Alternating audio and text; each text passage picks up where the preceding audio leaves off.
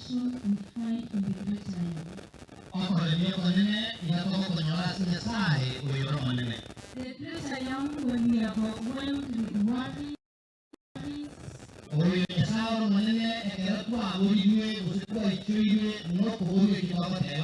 many heartaches in this world, it breaks our hearts.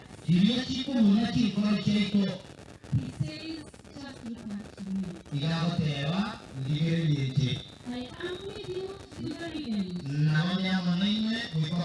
When you reach the end, when you have no solution, when you are in a fit, in a total mess, just hold on to Jesus. God will never change you.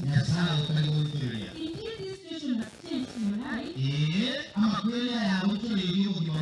From now onwards, you will never be the same.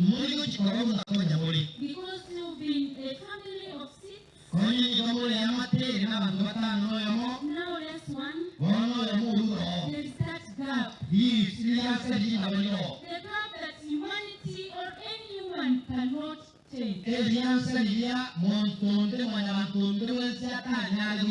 No one can feel it. But the great I am is able to feel it. How he does it, he knows best. One writer gives great consolation. These special words, I want to dedicate them to the family.